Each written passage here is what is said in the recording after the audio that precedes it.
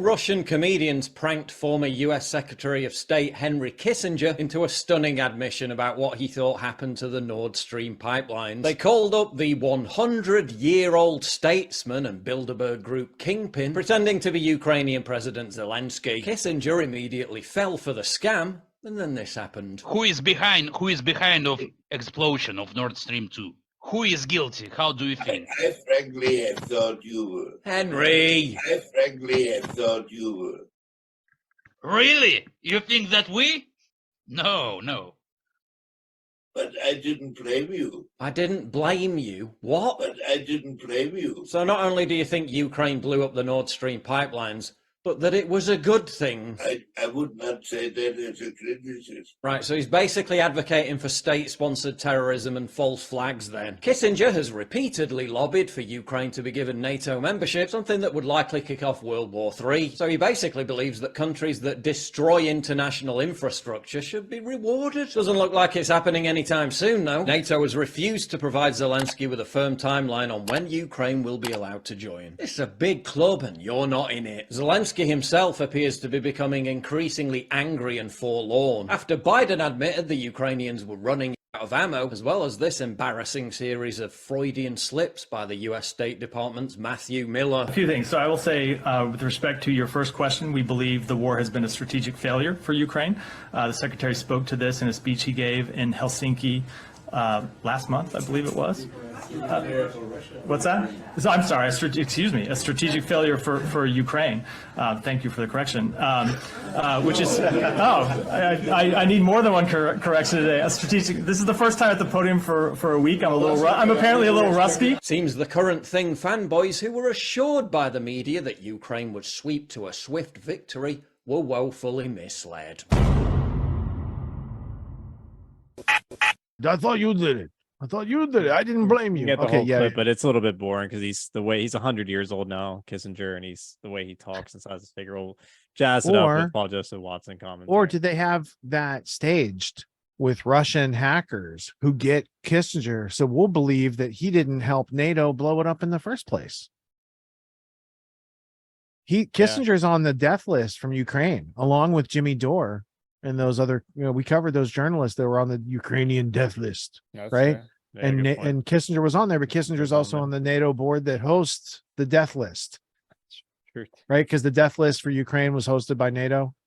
Remember that from a couple weeks ago? Was just promoted. Victoria Nuland, of course she was. Of course she has to. I forget the title now, but she's like oversees all of like Eastern Europe stuff, whatever. Yeah, she's probably some sort of ambassador at large. I mean, she's carrying out Robert Kagan's her husband. He wrote Of Paradise and Power, America and the New World Order. Let's look up her new title. I'll see if I can find it. Yeah, what's the new title of her book? I'll grab her husband's book off the shelf here. Victoria Nuland. Let's find out what her new title is, what she's been promoted to. So we always need a good excuse to go to the book cam. Look, Of Paradise and Power, America and Europe in the New World Order. What does she do again, Tony? Does she have something to do with? Well, she was instrumental in the 2014 Orange Revolution, the Maidan coup, not the Orange Revolution, the second Soros revolution in Ukraine. And this is her husband's book, Robert Kagan, right here.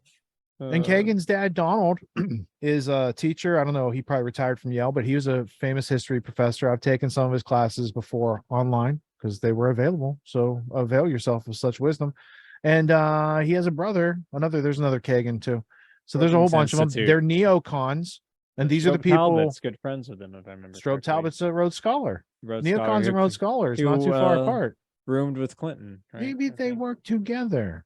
He roomed with Clinton in college when Clinton was at Georgia. Let me just type in. I gotta type in Kagan now so I can remember the name of the dad. Anyway, she was Frederick Kagan, his brother. So here's Frederick. Here's Freddie. Oh wait, yeah, there's Freddie Kagan. A family business of perpetual war. Here's Robert Kagan. And he's married to Vicky Nuland over here, right? These are neocons under the influence of Strauss.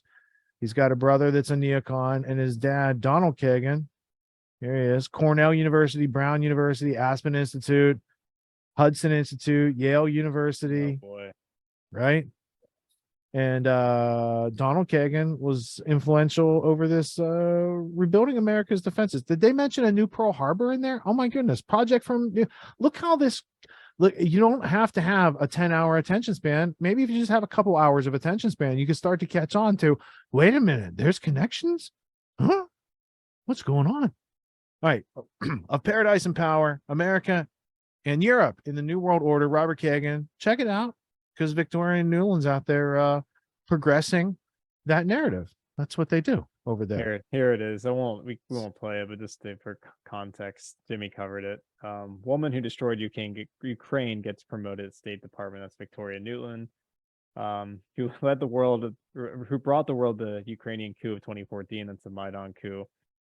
Is Yachts is our guy to succeed. Wendy Yachts, that's her. That's right. Wendy Sherman. That's we played her tapes. We played the tapes. We read the Yeah. transcripts. It's like Deputy Secretary of State. That's like the third or second highest in the State Department position you can have. So she's being promoted. So there you go. just like after 9/11, no one got fired. They all got promoted. These people getting promoted too. Did you guys notice the trend? It's like history repeats. You know, Soros, 1993 or 4. He says NATO and the future of the New World Order.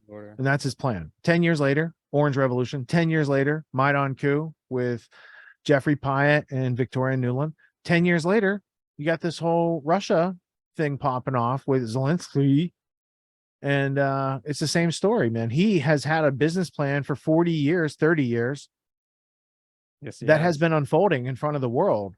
And you have to say, well, Soros is just the modern Cecil Rhodes. Not to mention, Soros is the modern Cecil Rhodes. He's funded by the same Rothschilds who funded Cecil Rhodes and this whole will to power thing that they got going on out there. True. And not to mention all the other color revolutions of the 2010s that seems that the same like fists with that, raised revolutionary. I forget what it's called, but the communist fist that's appropriated to all those groups. Yeah, right.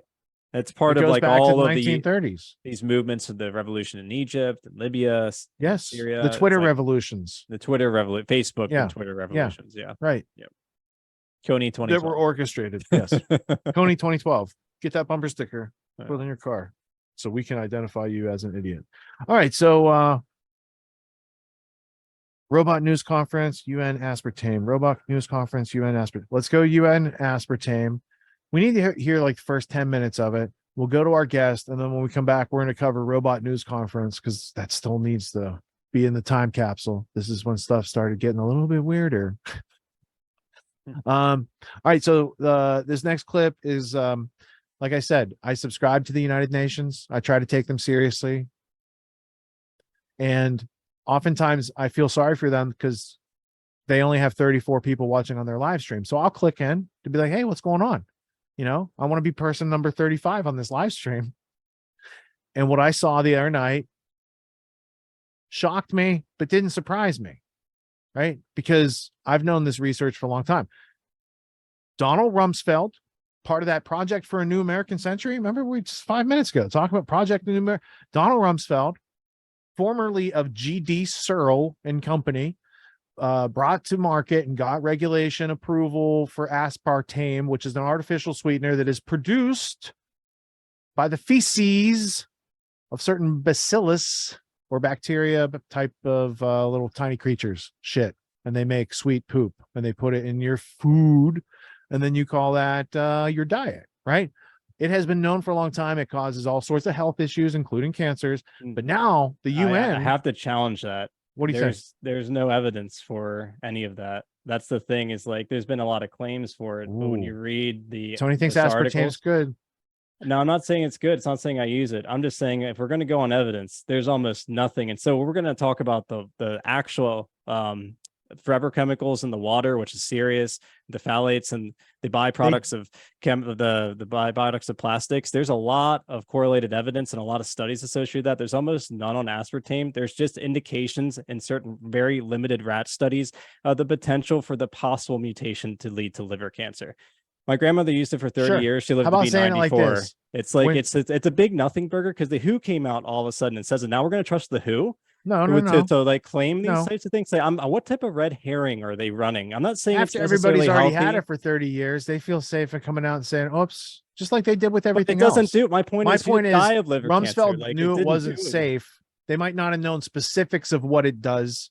They don't. They But still don't know they specifics. weren't 'cause bringing there it isn't any because- evidence. Like, my All right. point is, this is a pretty big nothing burger. And my big question is, why now? Why is all, like, I see a lot of alternative media running with the WHO right now.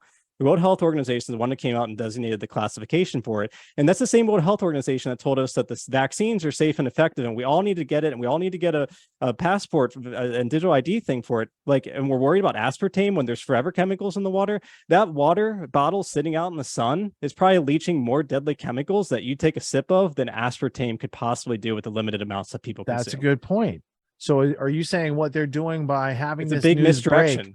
Right. is it a hit on the companies that use aspartame? For That instance? too. Because that's That too. why in the first 5 minutes of this, you're going to hear them embargo. They're going to say, this is not allowed to be out to the public until, and what that says to me is somebody's trading stocks or shorting Yes. stocks. And before Right. before everyone else gets this information, these people want their trades to be executed or in place so that they Yes. can make from everybody selling it or whatever. Right. So that totally could be what's going on I'm not here. saying it's healthy. I'm just saying it's Yeah, because very I'm not limited. looking to It's very believe limited. known liars, but every now and then, like they might say it's Tuesday and it's actually Tuesday, so I have to agree with them. Right. And all they did was up the classification to saying it's potential based on very limited studies. My problem is, Well, they with have all three the- studies. They have 3 studies that say this, and they were pretty sizable groups. But I understand what you're saying. Yeah, because but none could of them be a were nothing burger. associated with human populations, from my could understanding. be distraction away from forever chemicals. Now, That's on the my flip that's my side, problem. Yeah, it's like seems there to be, is a research group that figured out how to deal with the forever chemicals, how you can Oh, good. decompose them or treat them or something like that. But and I just want to make they're one more quick- everywhere. I don't, yeah, you they're know, everywhere. I it's, want to make it's- one more quick point about the aspartame thing, Yeah. and the forever chemicals. So it's not. I'm not for aspartame. I'm I'm not drinking saying honey. that- I don't have artificial sweetener. Yeah, I don't use artificial sweeteners, but they're not. No one's forcing anyone to use aspartame. There are so many alternatives to it. You have erythritol, xylitol, you have monk fruit, you have stevia. You have so many. It's unreal, and no one's forcing anyone to use aspartame. The same organization that's coming out and changing the labeling category with it under various dubious studies is also the same one that said all the vaccines are safe and effective, and if they can, force governments to change policy to force people to get what is supposedly safe and effective. And also the same World Health Organization, this is what Pierre Corey talks about. It's the one that they were working with repurposing old farm therapeutics like ivermectin. All of a sudden that gets shut down. So what type of game are they running right now? I'm just, not to say aspartame's healthy or safe, but with all the chemicals, all the stuff, they all of a sudden out of nowhere come out with this.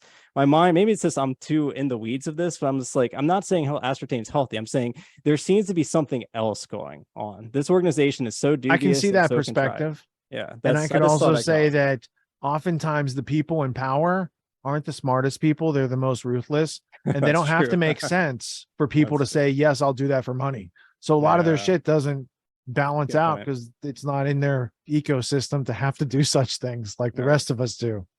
Right. Exactly. And like that's when they force people to try to, or governments to create policy to do, take certain pharmaceuticals or vaccines. But yeah, we have alternatives. We have zillions alternatives against aspartame, been around for a very long time. It just makes me wonder. That's Well, I mean, about causing cancer, you could be right on that point. and it may, however- it just, there needs to be more evidence. That's On the other side, I know people that have been treated for toxicity with aspartame, and you can go through a detox. So it can build up in your system and cause what appear to be neurological problems, not cancer or tumors, like cytotoxicity. but other Cytotoxicity. things like my doctor had a patient. This is a story he's told to my students. So it's already on video someplace behind a paywall. He had a buddy and he called and said, "Hey, I'm going in for surgery next week." And doc was like, "Well, what's going on?" And he's like, "Well, they're going to, drill this hole behind my ear into my cranium and try to, alleviate some nerve or whatever." And he's like, "That sounds pretty serious. Would you like a second opinion?" So he met with him and he's like, "Okay, so what do you eat and drink every day? Let's go through, right?" Well, the dude has like 20 diet Snapples, right? Right. So whatever else comes along with Snapple, along with aspartame, could also be building up in his system, along with whatever snacks he's having at work all the time on a Yeah, regular right. basis. That's what right? I'm saying. Total warfare. Yeah, So exactly, he said, yeah. "Look, That's just how about this? culmination. How about we cut out the Snapple for a week or two and just do like water or whatever?" And all of a sudden, this guy's problem that he was about to have a hole drilled in his fucking brain for goes away. Yeah, I right? mean, So some the of those absence things, of that yeah. type of thing that I don't know if it's a toxin or if it's just something that wreaks havoc in your system after a certain amount or volume or frequency in that type of person. I don't know. But I It's know in probably, the yeah. absence of it, it doesn't, that symptom set doesn't show up. Yeah, the issue, that's like a classic, there's a MFTR a mutation for some people. For example, eating egg yolks can actually build up alpha GPC. It's a sort of a, because it's a protein compound that with this genetic mutation, it actually causes problems because your body can't break it down. And that comes from nature itself. So if there's certain genetic mutations, possibly, or the inability for the body to dispel aspartame, I could see that being an issue. I don't know if that works with everyone, because my grandmother, who lived, she was a tough person, lived for 30 years drinking monumental amounts of aspartame. I would never touch the stuff. I'm not saying I support it. I'm just pointing out that there are anecdotes on both sides that make it very difficult, which is why more evidence needs to come forth, or they need more research. But is this something to really be researching, or they should be looking at maybe the forever chemicals or the various chlorides in the environment, or the things that have much more evidence for much greater toxicity than things like aspartame? The biggest concern I had is that for little children on like an empty stomach, if they chew like a big wad of gum, it could cause like cytotoxicity buildup in the spinal column, where you talked about the friend that had to be drilled. And that seemed to be at least some real possibility. But even that didn't, needs more studies. Again, I would never take it. I'm just saying no one's forcing anyone to take aspartame. And there's so many great alternatives available now that it makes me wonder. Coca-Cola is not forcing Diet Coke drinkers to drink aspartame. They have Diet Pepsi or Diet something else to choose from, right? But I'm pretty sure like in those realms, for the masses, for the herd out the masses, they get right? only that, right? Those types of artificial sweeteners are pervade and almost like, you're right. There's monk fruit and there's all these other natural sweeteners. Yeah. Stevia. So stevia has taken more market share, but for a long time, the 80s and 90s, it was NutraSweet, like equal in saccharin with the sweet and low. And they were like, hey, saccharin causes cancer. You can't have sweet and low. And then they're, NutraSweet causes this. And it's like, it's almost like the cure is worse than actually having the cartel sugar. Well, then and it's really just the cartel white granular sugar that's the bad stuff. If you had brown sugar, maybe it doesn't come from the cartel, right? If you had maple syrup, you can use high fructose corn syrup now, so we don't even get real sugar in like a normal Coke. We get high fructose corn syrup. Mexico That's why when you does. go to, if you get Coca-Cola from Mexico in those bottles, it's got real sugar in it. Yeah, it tastes better. When I went to Italy, I had a Coca-Cola when I was like 16 or 17. I'm like, this tastes so much better. I could not figure out why until many years later, after I stopped drinking such beverages, I realized, it's because they actually use real sugar, not high fructose corn syrup. So I was like, damn, you can't even get real sugar in the real product. Let alone, I'm not saying, again, I'm just trying to it's point good out to bring there's balance to this conversation, because I'm not the knower of everything. And I'm not either. I'm just saying that the big point is there's not very convincing evidence on both sides. There's a lot of anecdotes on both sides. And this is sort of like one thing they're not forcing anyone to take, where they this is not the thing that's probably messing you up. I mean, there's probably other things they're doing that are, or it's in tandem with so many other things that are worse. Like it's kind of lower on the spectrum of concerns. I like living despite all these things going on.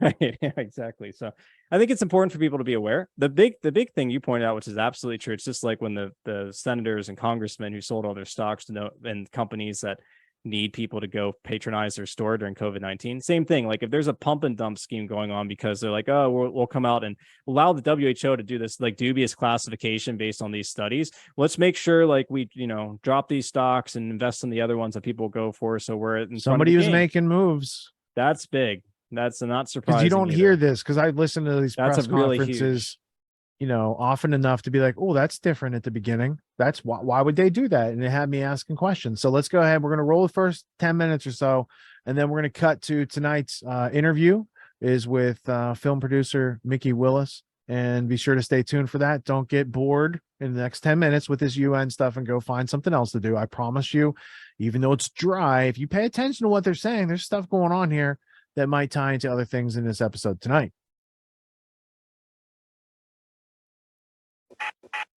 Our speakers today, you can see on camera, are Dr. Francesca Branca, Director of the World Health Organization Department of Nutrition and Food Safety. He will give an overview of the issues. Then he will hand to Dr. Mary Schubauer-Berrigan, who's the acting head of the International Agency for Research on Cancer, that's IARC, the acting head of the Monographs program. And she will give a summary of the monographs, the IARC findings on the hazard aspects of aspartame. After that, Dr. Branco will provide a summary of the findings of the Joint Expert Committee on Food Additives, also known as JECFA. They're also supported by the technical experts who've done much of the work, and they will be there to answer your questions, including Dr. Federica, you see on camera, Madia, a senior technologist from the IARC Monographs program. Off camera, but certainly will be joining us, is Dr. Moez Sana, who's the unit head, standards and scientific advice on food and nutrition for the World Health Organization. We have huge numbers of you online and only 1 hour, so I'll move on quickly. Over to you, Dr. Branca, to give us an overview. Thank you very much, Margaret, and good day to all. Thank you for joining us in this press briefing. As Margaret explained, we're here to communicate the results of this recent process of assessment of the safety of the consumption of aspartame, a very popular sweetener that is contained in drinks, food, and is being used for a number of years as a potential replacement for free sugars. The assessment has two components. The first is the hazard identification. It's basically trying to assess whether aspartame can cause potentially harm. The second is the risk assessment, which identifies the actual risk attached to the consumption of the compound at the levels that we can observe in real life. So it's a challenging task, and that's why the WHO has brought together its all its capacity to do that, and bringing together the work of the WHO Agency for Research on Cancer, the International Agency for Research on Cancer, with its long-term expertise in specifically dealing with cancer prevention and management. But then we also have the Joint Expert Committee on Food Additives, which is a joint body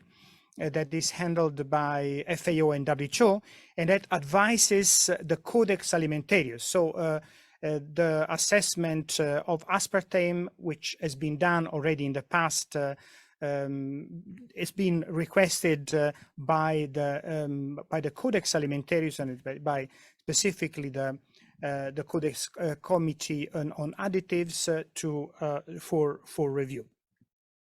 So we are here today to report this assessment jointly. And since both IARC and JECFA were tasked to do this, we've started a process of very close collaboration and coordination to ensure that the two specialized bodies could have access to the same information, could share methodologies, could share preliminary results. And that's why we're here today to first talk about the aspect of aspartame as an hazard for cancer, but also to then look at how the other potential risks attached, for example, to risk of non-communicable diseases or to other risks could be taken into account. So we will then tell you about the impact that we've analyzed in the context of JECFA. So I'm basically now going to give the floor to my colleague, Mary. Thank you so much, Dr. Branca. Good morning, good afternoon, and good evening. I am Dr. Mary Schubauer-Berrigan, and I'm the head of the Monographs program at the International Agency for Research on Cancer, which is part of the World Health Organization. We are abbreviated IARC, IARC/WHO. An IARC Monographs working group of 25 international experts met in Lyon to finalize their evaluation of the carcinogenicity of aspartame. These experts, who are all free from conflicts of interest, reviewed all publicly available data according to the strict scientific procedures described in the preamble to the IARC monographs. It is very important to note that this was a hazard identification and not a risk assessment. A hazard identification aims to identify the specific properties of the agent and its potential to cause harm. That is, the potential of an agent to cause cancer. The IARC classification reflects the strength of the scientific evidence as to whether an agent can cause cancer in humans, but it does not reflect the risk of developing cancer at a given exposure level. So the working group classified aspartame as possibly carcinogenic to humans, that is group 2B, based on limited evidence for cancer in humans. This was specifically for hepatocellular carcinoma, which is a type of liver cancer. The limited evidence for hepatocellular carcinoma comes from 3 studies comprising 4 large cohorts conducted in the United States and in 10 European countries. These are the only epidemiological studies that examined liver cancer. All 3 studies examined the consumption of artificially sweetened beverages, which are abbreviated ASBs. The working group concluded that ASB consumption was a good proxy for aspartame exposure, given the time periods in which the studies were conducted, and the fact that aspartame was the main sweetener used in ASBs during these time periods and countries.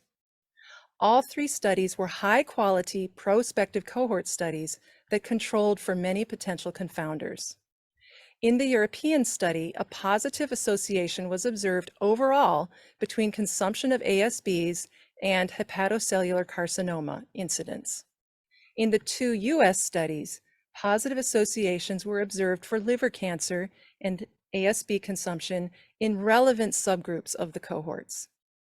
Despite consistent positive findings in these 3 studies, the working group concluded that chance, bias, and confounding could not be ruled out with reasonable confidence, and thus they concluded that the evidence was limited.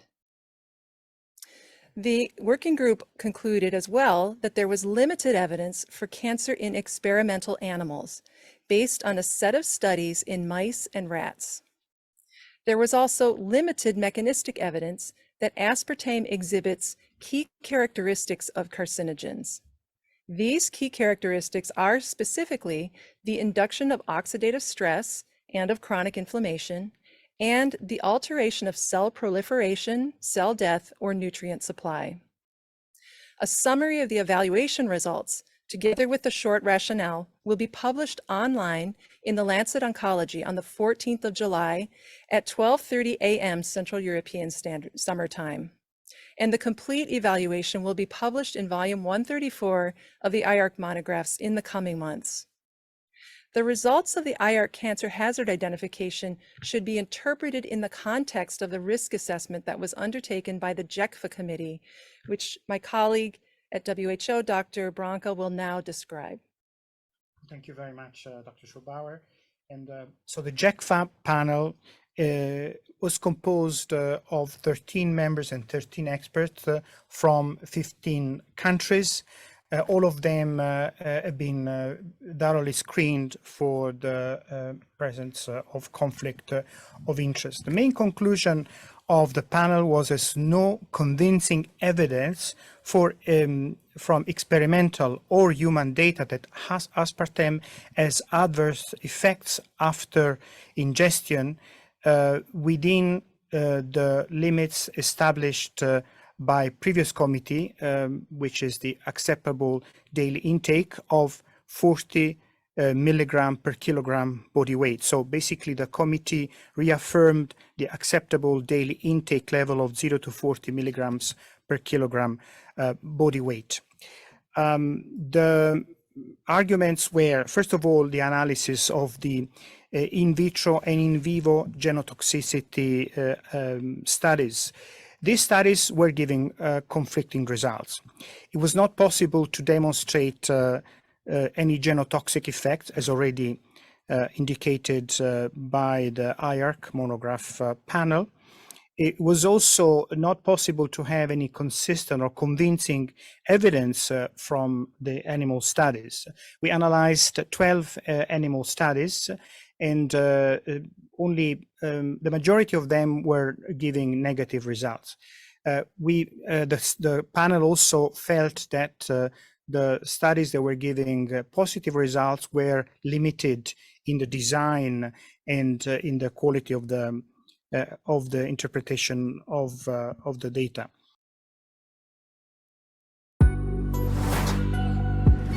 What makes the Grand Theft World podcast unique, invigorating, exciting, and informative? Most other podcasts out there are either doing straight up interviews or they're just covering the daily news. They're covering current events from the day they happened. And that is effective. It's useful. It's a great starting point. And then sometimes these current events change during the week past the first story. So we like to give it a little time. You have to wait till some of the dust settles on these stories in order to give them accurate coverage. And the other thing that's really missing in the media landscape is covering the articles that are coming out every day. That's great. That's necessary. But who's bringing in contextual history so that you can understand what has been going on for decades and decades to lead up to the machinations and actions that we see unfolding today? So what we do here on the podcast is we cover current events. Many of these things are censored, but we wait about a week. As a forensic historian, I focused mainly through my career on the history of globalism and collectivism and things that they call maybe the New World Order.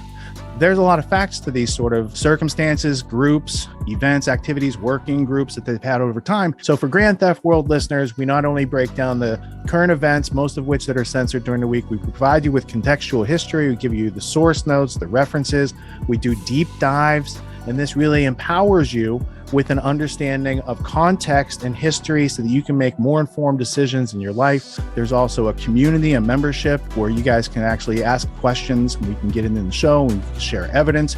And there's a town hall weekly for Grand Theft World for those who listen to it and are interested in covering the stories that we don't get to during a 6-hour show.